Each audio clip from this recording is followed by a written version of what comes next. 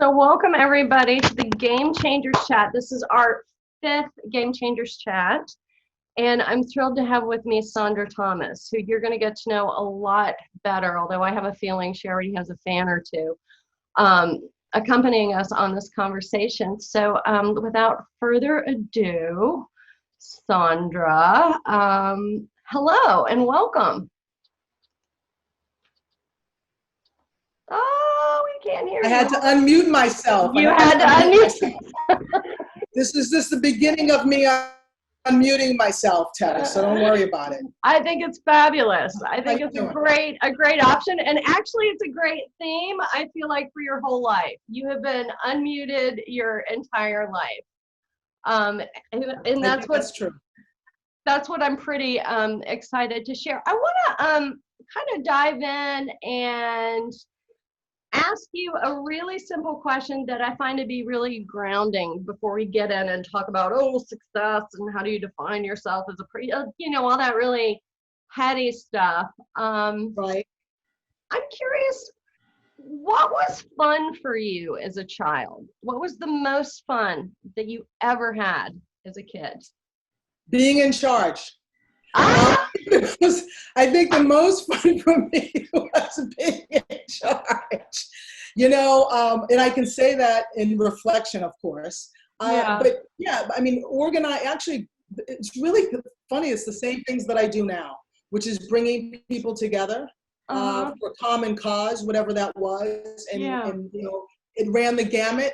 But in my childhood, I spent a lot of time bringing people together. So whether that was to create a baseball team, or whether it was convincing them to, back in the day when people used to recycle, back in the 70s, to recycle cans. Back in the old days, the first Earth Day, right? Well, basically, yeah, seriously. So that was it, I think, bringing people together and being in charge of activities. That was the thing that I think really I look back and fun. So where do you think you got that from? I think it's a combination of genetics and just who I am. I mean, I think certainly I had the freedom to do that. It's funny you should ask that question, because my mother always tells a story about when she was taking me to kindergarten. For maybe the first or second day, and she was walking me, and finally I stopped and said, "I don't need you to go with me. I'm not a baby." So, I think that's a story that I don't totally remember, but my first memory is being 2 years old and leaving daycare. I left daycare, and that's the earliest memory I have, and then there's a huge gap probably until my younger brother was born, that things that I don't remember. But I think it's a combination of the fearlessness of my parents and just me. I just think I was born that way. I really just do. Yeah. So you commented on your parents' fearlessness. How did you see that? Because I'm a big student of how do we get the cognitive impressions that we get that help us shape how we see the world. And I'm just curious, how did their fearlessness evidence itself to you? I just, I think the message I got from an early age was that you can do anything. And how did I get that? By they modeled it. My parents modeled it. And they were in two separate places, my mother and my father, but geographically. But it didn't matter. I saw that. And all the people that were around me, my grandparents, I think I even told you this when we discovered that we had Georgia in common. My grandparents left Georgia in the 40s and moved to Boston. And all of those things, while I didn't understand all of the reasons why, and still discovering some of the reasons why, and understanding how my family's connection to the Great Migration. Yeah. I just think they were just bold. Yeah. In my car, I'm bold. Yeah. I hear it. I totally hear that. So this boldness, what's your first memory of you doing something that really scared the socks off of you? Wow. I think that well, there's different memories I have of when I was a little intimidated or afraid, but still did it. So for instance, I was asked to be the narrator for the school play when I was in 6th grade. Yeah. And I did not necessarily want to be standing on a stage, but there was clearly a reason why they picked me. I later found out that my 6th grade teacher, Mrs. McGrath, she wrote in my autograph book, "You have a nice announcing voice." That meant at 12. But as my life has gone on, it's become clear I'm sitting here talking to you with my announcing voice. So that was one of my first experiences of being fearful. Yeah. I certainly grew up in a very turbulent time in Massachusetts and Boston, where, you know, there were lots of times that I was afraid. I started a baseball team with my younger brother and some of his peers, and it was during the time of busing in Boston, and we would go into neighborhoods. And we had an integrated team in a time when with a lot of segregation. Yeah. But we went into these neighborhoods, and when we left, we were chased out a lot. It was fearful, but I never stopped. And so I've had these moments throughout my life that have been quite scary to me. But I just feel like I'm on the right side of history. I know it sounds crazy, but these decisions had to be, you know, I had to make these decisions. So it's been interesting. It's been interesting, you know, too. And then I think, and there's sort of a theme in some ways along the lines. I think about the time when I finished going to public school at the end of 6th grade. Yeah. And my mother had enrolled me in an independent school, a private school, in a very suburban, old school Boston neighborhood. And, you know, and I was in a 7th grade. I was the only Black person in my class. And it was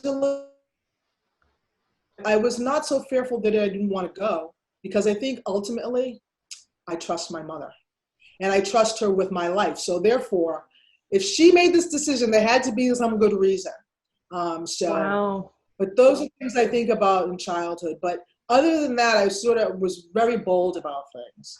Well, so thank you so much for going right into real examples, because a lot of times people will backpedal when I ask these kinds of questions, right? Because sometimes admitting that we've been afraid, I think a lot of people, specifically people who accomplish a lot, get kind of a superhero kind of a syndrome, right? That they have to look like nothing ever shook their cage.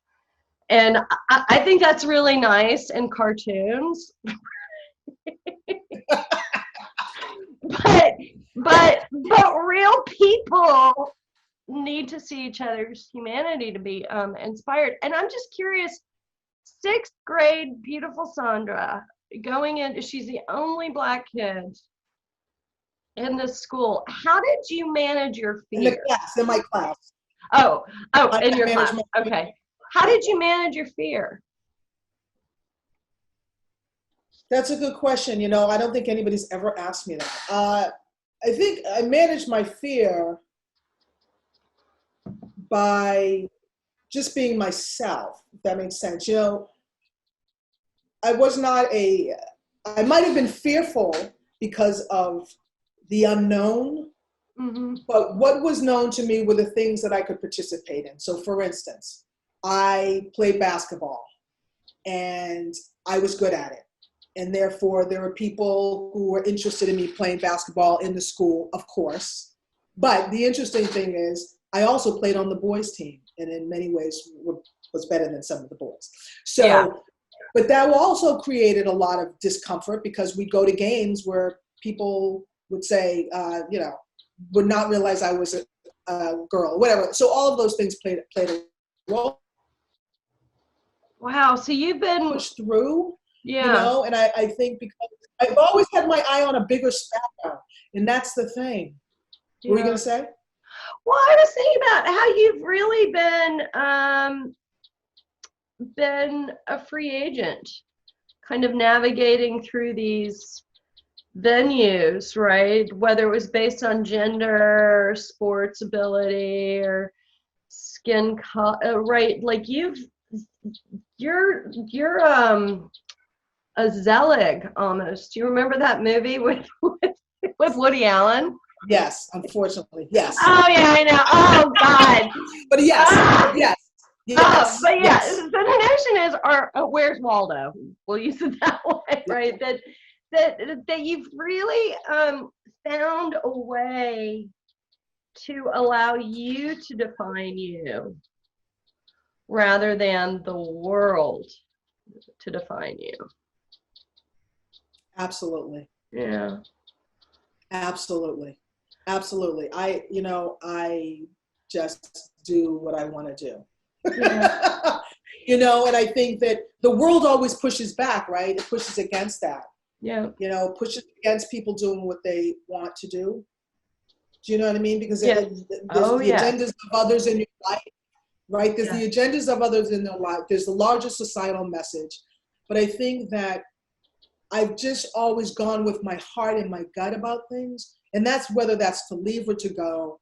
I think I have a pretty good sense of who I am, So and it doesn't mean I don't listen to other people telling me who I am, because I do. Yeah. But in terms of how I want to live my life, it has definitely been based on my gut. Who I am. Well, I think just to tell people who don't already know, I mean, you were the community liaison officer for one of the largest ABC affiliates in the country, correct? The number one ABC affiliate in the country, yeah. Yeah. And what I loved about kind of peeling back the layer on that is that you weren't just passing out whatever treats, right? That you were literally driving not only the philanthropic activity for the affiliate, but you were driving coverage. You used in some ways, in some ways, I can't say it was driving, but I certainly was the conscience of the coverage. So my part of my job was to make sure that we were covering stories about our viewers that were not just about the most egregious acts of our community, but certainly a lot of the positive things that were going on in our community. So yeah, I was the conscience of the station in many ways, and the ambassador. That's who I was. And that role isn't that different than the role I played as a kid, trying to get people to collect cans so that I could get my movie camera. You know what I mean? Exactly. There's the There's theme continuity. has been running through my life. Yeah. The continuity is really clear. Yes.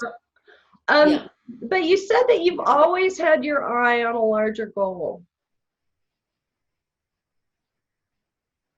I'm curious what that goal is. The goal is to live my best life, and that's before young people started saying that. But my goal has always been to live an authentic life, meaning that doing what I want to do. Yeah. Caring about people, achieving whatever it is I dare to dream. I mean, these sound like,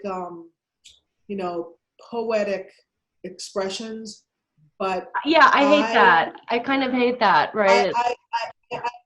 It's based in reality for me because I've done it. And understanding that all kinds of things happen along the way. It is not a straight line, but that's okay. That's part of it, right? But I think my goal has always been to certainly leave, end my life knowing that I did everything I wanted to do and that I dreamed of doing. And if I couldn't do it, it wasn't meant to happen. That's the way I feel. Yeah. And to also leave, the world a better place. My world, certainly, I hope, a better place. That's really always been my goal. So no matter what's been in front of me, and there's been a lot of minefields, as comes with the territory of many aspects of who I am as a human being, I just try to get around them. So give me examples, because I'm thinking like a student, right? And you just telling me that you've done that doesn't help me learn from you. You telling me how those things have come up and what you've done to get around them, that's when I learn from you. Right.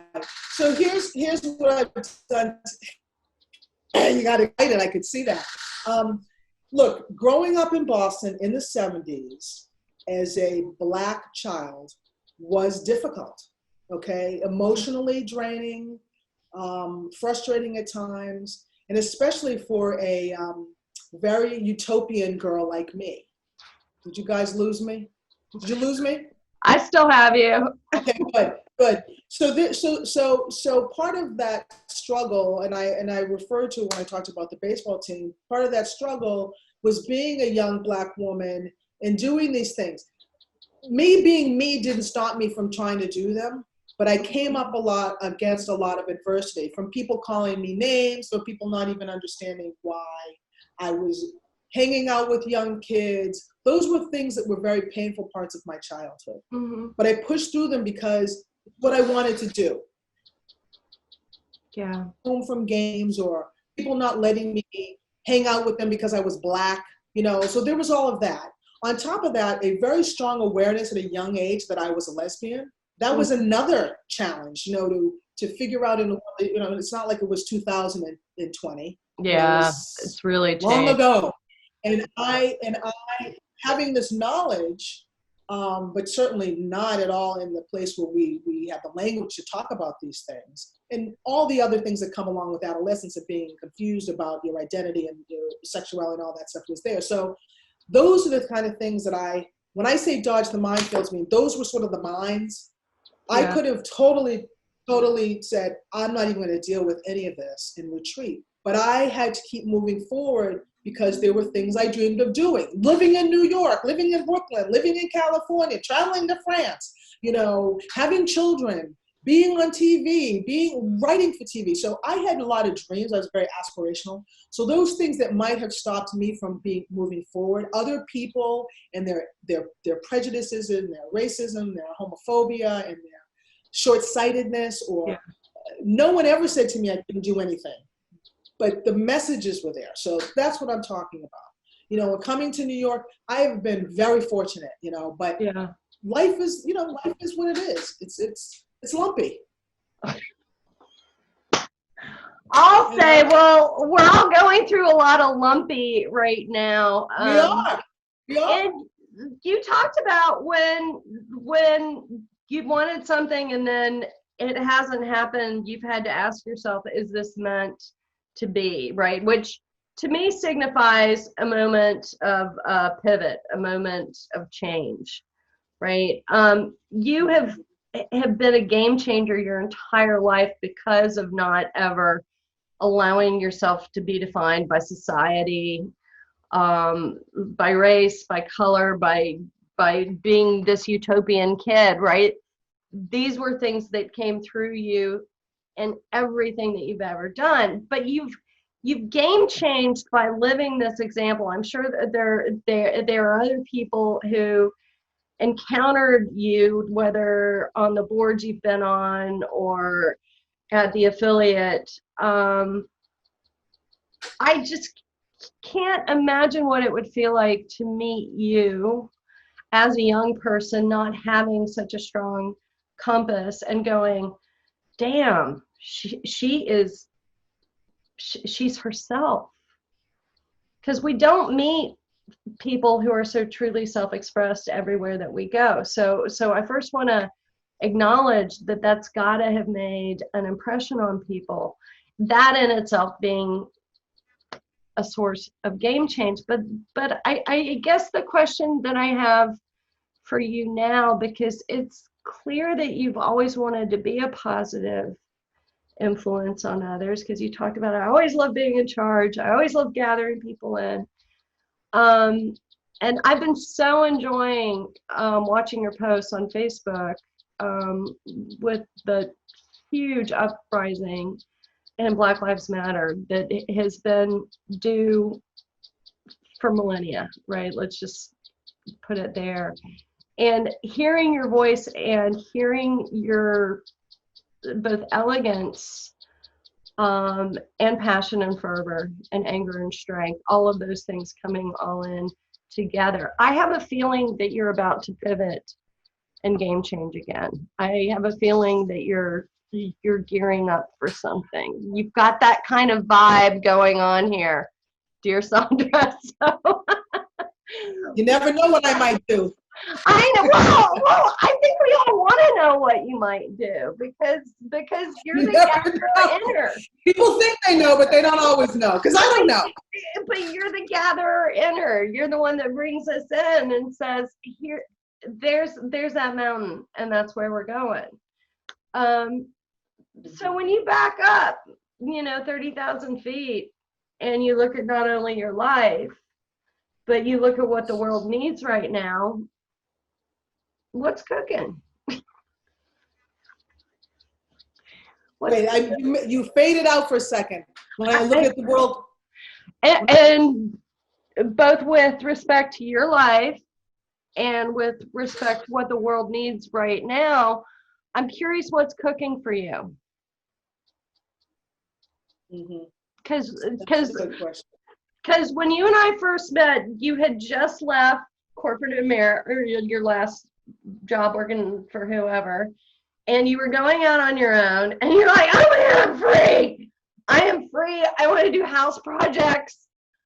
I want to be lazy. And you were just rolling around in it, right? And we all need those moments, but I have a feeling something else is emergent.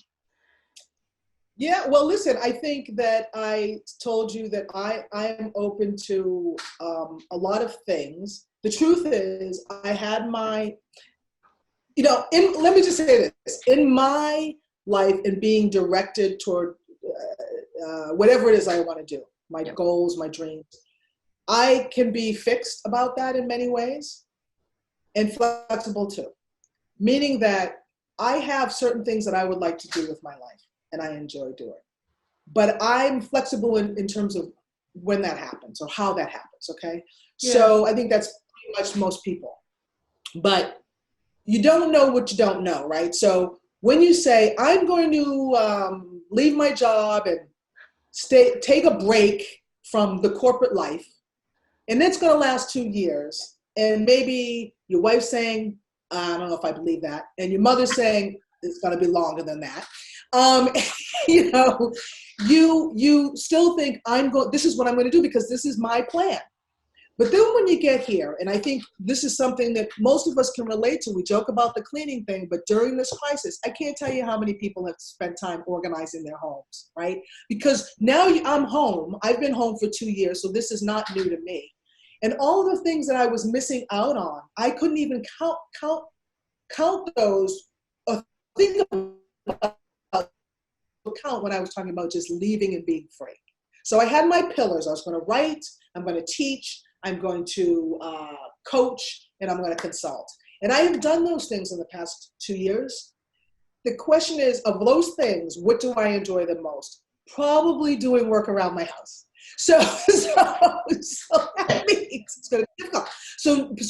But your reference to what I've been doing lately on social media was something I had planned because I included writing in my pillar, right? Mm-hmm. The writing is really what's come first. I've always been a writer, but more importantly, what I've learned in the past 10 years is I'm really a storyteller. I'm really more of a storyteller. Out of this social uprising, I have found I'm always writing, but I have found my need to express my writing out loud. Mm-hmm. And that was something that I had not anticipated. The response and reaction has been wonderful, but it's been very cathartic for me personally. And my message is no different than it's always been, which is we have to get this together. And I was taught that lesson at a very young age. So I've been carrying it with me, not only through what I've written, but how I've lived, right? My life has been authentic because I got a message early on from my mother that the world it's her fault. I blame her all the time for this. that I could have anything I wanted in the world, and that I was a natural born leader. And all of those messages, I don't walk around with them because I don't believe the hype, but they are, it's the way I live my life.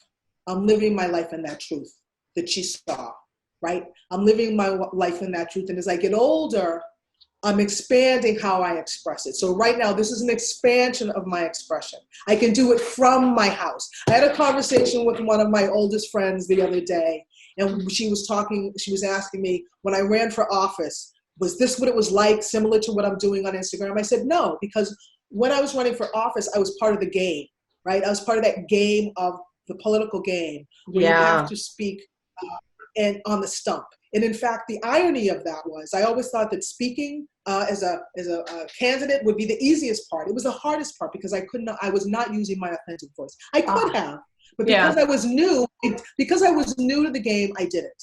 So she said, is it the same like as when you were out there speaking? I said, no, because I get to do it from my house. So that to me is the win-win. Where this will go remains to be seen. There are some things I do have in mind, but that's the long way of answering your question, is that this moment is an expansion of who I have always been. Yeah. I just have the tool, right, via social media, to be able to put my thoughts, feelings, beliefs in front of people. That's where I am. I'm having a good time. Yeah, you brought up a really interesting point, that when we are part of a system, right, i.e. being a city council candidate, you are moving into a political system. So you're not just rallying the masses from your truth, right? There's conventions and donors, and it's not a clean shake, right? We'll put it that way. Right. But because of that, in retrospect, are you grateful that you didn't get that role?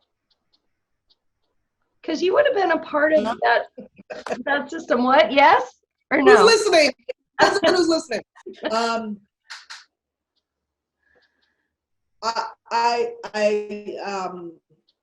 Yes.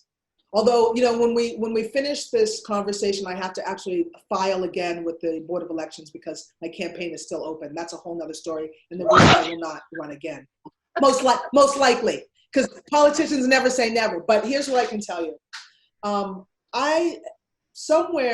ran. It was a 6-month period. Somewhere after the 4th month, I had decided, or just felt, that I was not attached to the outcome. I was not attached to the outcome. Yeah. I absolutely wanted to win. I wanted to win not only for me, but for the people who had supported me, but also for the community. I felt that I would be able to bring something different. But I wasn't attached to the outcome because I knew that whether I won or lost, I had been in the arena. And I'm always in the arena. So I felt good about that. I really, really felt good about that. And I knew that at the end of the day, that I would still be me. But it took 4 months to get past where you feel like, I don't want to lose. And at the end, it's nail biting and there's a lot of anxiety, but I knew it was the right thing to happen. Now, let me be clear. I didn't walk away from that and say, oh, thank God it's over. No. Yeah. I was glad it was done. But I then had to pivot and figure out, I spent at that time 14 years at ABC, not 14 years, 24 years almost. What's going to be next? What am I going to do next? Because stepping into that arena was something really exciting and frightening at the same time. It was exciting because I was doing something new. Again, I was right in my community and I didn't have to get on a train to serve the people. But it was frightening because I was going to have to then be less authentic, probably, in order to get things done that I wanted to get done. Does that make sense? And maybe take a risk in selling myself out. So I really feel, in all honesty, I was saved by not winning. Yeah. I built up a lot of social and political capital. I learned a lot about myself, which is I'm a fundraiser when it comes down to it. So, but I'm always able to see the sunny side of things, So it's not that difficult for me to say, You know? Periodically. And also, Tevis, I function in gratitude. I am grateful for every experience that I've had. Yeah. I do. I have to be. That's really clear. Otherwise, you can just crawl up in a ball. Well, have you ever curled up in a ball? Ever? Absolutely. Thank God. Oh my God. I was going to say. Listen, I'm human. She is from kryptonite, right? Listen, life ain't been no crystal stair, but I'll tell you something. I'm here to keep telling the story, and I have work to do.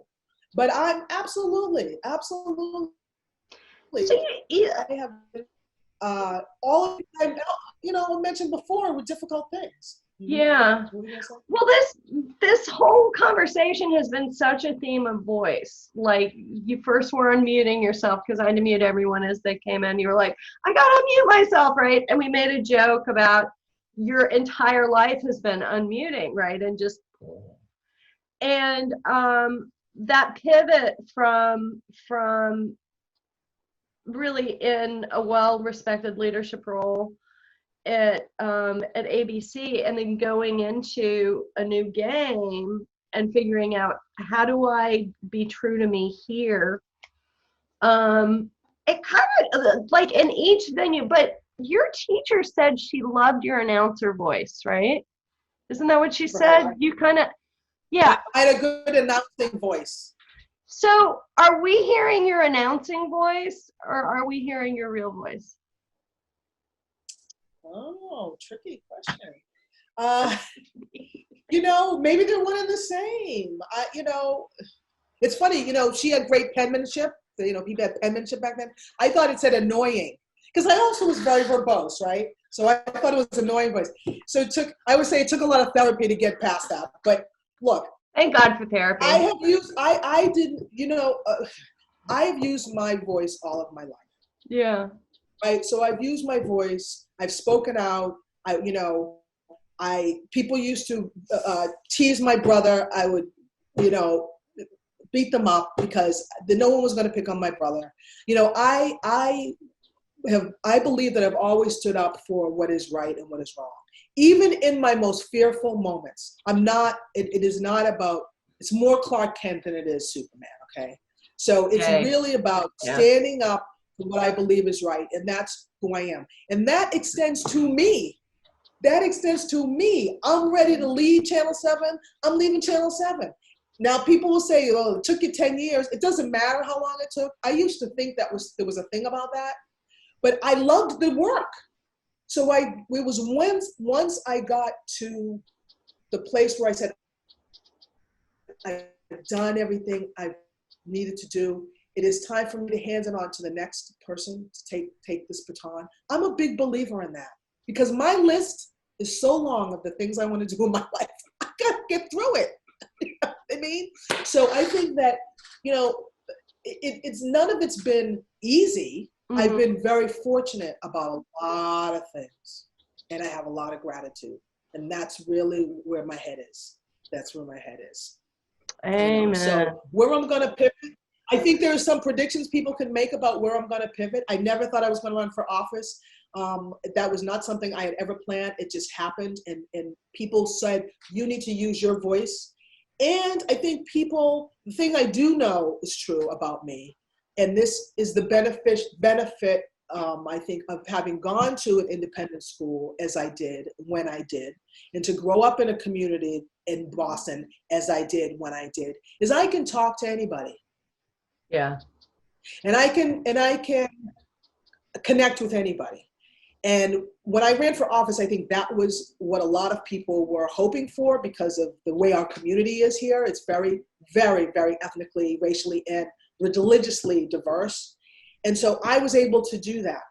But I'd rather do that without having to be beholden to any kind of political committees and all of that. It's not my thing. I'm too independent for that in many ways. So so you're teasing us with, I've got a lot of things on my list I need to do in my life, and you're not telling us what any of them are. Well, listen, there's no doubt about it that I'm going to continue writing poetry and speaking. Great. Maybe I'll create my own show and I'll have you on as a guest. And we can actually talk about a lot of really common experiences. Yes, you and I can. We have a lot of things in common. Yeah. Certainly, I'm going to be working on my memoir. It's soon. I've wanted to write something ever since I ran for office. I thought I've got to tell this story. How did I get here? How did I get to this place? Yeah. So I'm doing that, and I'm just enjoying life untethered. Quite frankly, I am enjoying life untethered. I get to do my board work where I've been, I'm very involved with nonprofits, but I'm very selective. I select nonprofits based on my interests. So I'm on the board of Open House New York, which is an organization that creates access to places and spaces. That feeds into my desire to be an architect.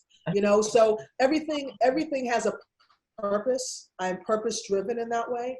Yeah. So, but I think for me, the work that still remain to do is working with young people to help them achieve their, whatever it is they're trying to achieve. Yeah. So people are worried. People are worried. This is my last question, then we're going to shift. People are worried. This is my last question, and then we're going to shift and take some questions from some folks who are participating. People are worried, right? We've got a pandemic. The economy is not in great shape. Leadership is questionable. You don't. Well, that was nice, right? I was being nice. Yeah, that's so nice. So nice. Yeah, questionable. I don't hear these things really on your radar. So I'm curious if you were going to send a wish of some form of comfort or some get through itiveness, right, of what all of us are navigating now as a planet, I would say. What would be that comfort? What would be that word of advice? What would be that just helpful hint? Did I hear you say that you don't get that maybe I'm concerned?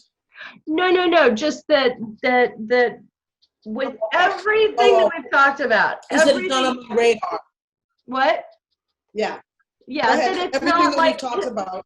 Yeah, it's not your focal point. Your focal point is moving you forward, right? And I think that's really amazing that with everything going on, you're still focused on what you can manage, right? What you can influence, right? So what would you like just offer up as a verbal hug, a verbal "you got this, baby" kind of thing? Well, I don't know.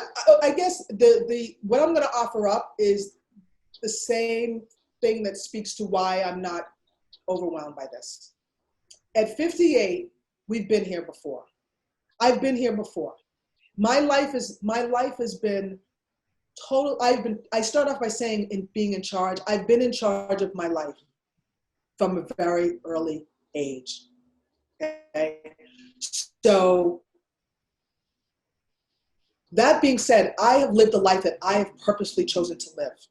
Notwithstanding all of the difficulties and challenges, I've felt that there is no other option, right? Yeah. So all of the things that are going on in our society today, imagine I was born in the 60s, to me it's the same thing. And I had said when Obama was elected, we're going to see a revolution in this country. There's no way we're going to get through these 4 years, and before I knew it was 8 years, without a revolution in this country. Now, I did think that a lot of that resistance would come from the right. However, I am not at all surprised at what's happening because I've been here before. I've been here before, and I have to continue going forward so that my family, the younger people in my family, will have the same kind of belief and strength and fortitude that I've had, and my brother and my cousins who are closer in age than me, to go forward because of the lessons that our parents gave us and what we've seen already, right? So what I can tell people is we've been here before. We will get through this with determination, but it has to be fourfold. Has to be individual determination. I have to continue doing what I'm doing. And my life has always been about service. Always, always, right? Yeah. Number two, families have to stay strong. Communities have to stay strong in fortitude. We as a country will come together. We will come together, but only if we make that decision. It ain't gonna come from the people in so-called China. I completely agree. I think that's what's happening right now.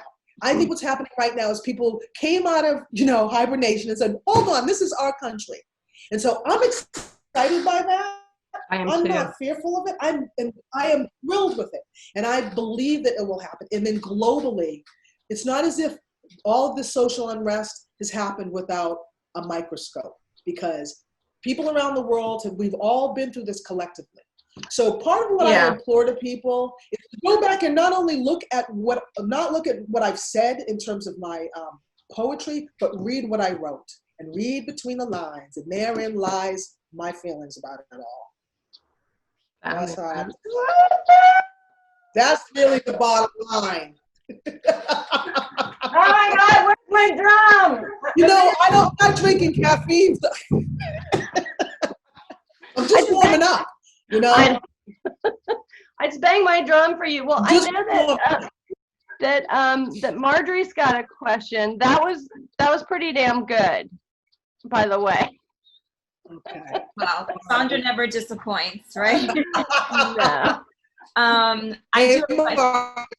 You're welcome, my dear. I have known Saundra almost 20 years.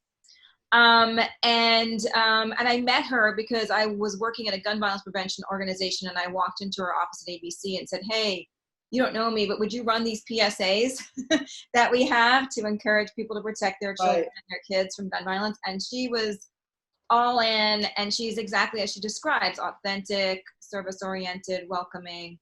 And I love you. And I wanted to ask you something because we've never really had, right? We've been friends a long time, but we've danced around. We've never really had this sort of white fragility conversation, right? I was in a book group last night about the book White Fragility. I don't know if anybody's read it, but it's really meaningful. And I'm curious if you are getting approached from your white friends and others to have these conversations, and if what your reaction is that welcoming? Do you feel like, I know you, and I know you're such a giver and welcomer of conversation. Does it make you feel like, gosh, I've been dealing with this my whole life, and why do I need to educate you? Or do you feel like, let's have this conversation? What's your reaction as people are probably approaching you now, given what you're doing on Instagram and then just who you are? I would say that people are certainly responding to things that I've written, and most of the things that I've done on Instagram, they're giving me their feedback and thoughts on what I've said and supporting me. I think in terms of people asking me questions about having this conversation, not many have asked me. Part of it has been, I think most of the people in my life are pretty well aware of who I am, but also need to be more well aware of who they are. I am not against answering certain questions, but I'm not here to educate anybody. Here's the thing. In 2020, there should be no reason why you don't know about Black history. Yeah. That's really the bottom line. So people have decided they really want to know now. And so I don't feel that I need to be the ones to tell them, because our relationship is not based on the fact that, it should not be based on the fact that I'm Black. It should be based on the fact that I'm wonderful. So I feel like this is what we need. I think non-Black people and non-people of color should be talking to each other. That doesn't mean that I'm not open to a conversation. Of course, I'm verbose. So that goes without saying. But no, I'm not here. I've been educating all my life. In fact, my relationships with people is a lot of my education. So, you know what I mean? Yeah. Yes, that's how I feel about it. That's how I feel about it. But I've had some, listen, I'll tell you, the most exciting thing to me has been, I have some older people in my life, and I mean older, like over 80. And some of those people who I really look up to, because they're amazing what they're doing, some of those people have reached back to me and said, all these things that have happened, I never thought about it. And I always, they're dealing with their own stuff. And I am excited for them. I'm excited for them because, there's nothing, it's all good. It's all good. It's all Thank good. you. Knowledge is all good. Yeah, and I'm excited about it too because, like, thank goodness people can start having these conversations openly and face their own uneducated self. Well, it's fear, Marjorie. It's fear. Yeah. So, when I was talking to Tevis about minefields, that's what I'm talking about. I'm talking about the fear that holds people back from doing what they feel is natural. I don't think there's any coincidence that all of a sudden, all of these people are suddenly speaking out against injustice. For instance, General Petraeus. Why? Why did he say that 10 years ago? Because he's feeling empowered, right? To say things about the bases. I just think that the door has opened, but the door's always been there. But there's some people who are going to walk through and some people who need others before they can walk through. Yeah. That's the difference. That's Can I add something to that? Yeah, please. Saundra, you and I have had these conversations for the last 20 years. Yep. And if you can call me out on things, you have called me out on things, and I would expect that from any friend. That's right. On whatever side, and the conversation, like Marjorie, you're talking about just the conversations now, but that's the point, is that these conversations should be happening with white, black, brown friends all the time. These are conversations of life as I see it. Yeah. And I'm in agreement. It's not everybody is as enlightened or welcoming to have those kinds of conversations. I'm really thrilled that it's happening. And I love, Saundra, what you've been doing on Instagram and the poetry and the passion. Yeah. Thank you. Thank you. Thank you, my friend. Well, we're kind of out of time. If we're watching the clock, I did want to point out that Saundra's beautiful parents are actually on the screen, and it's been so nice watching their faces as they hear their daughter just share who she is. And God, what a blessing to have such love and support in your family. So Very grateful. Mom and Dad, Beyond grateful. Yeah, beyond. So I put these talks together because as much as I know that there are movies that inspire us and books that inspire us, I feel like nothing inspires us quite as much as each other's ability to move forward and to overcome. And so thank you for coming into this conversation. Saundra, my book is coming out on August 10th. On Amazon, Barnes & Noble, all that other stuff. And I would love for any of you to buy it.